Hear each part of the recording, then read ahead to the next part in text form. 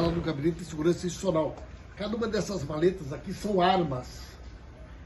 Armas letais e armas não letais que foram levadas daqui.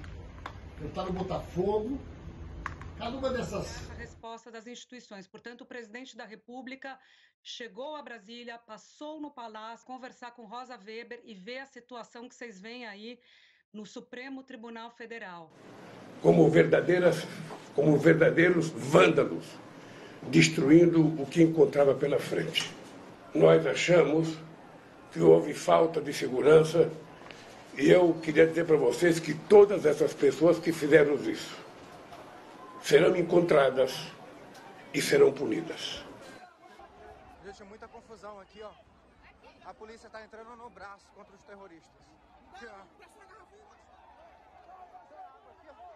Unfortunately, it's a story that's quite familiar, certainly to Americans. You have a quasi-authoritarian right-wing former president who doesn't accept an election result, in this case, Jair Bolsonaro.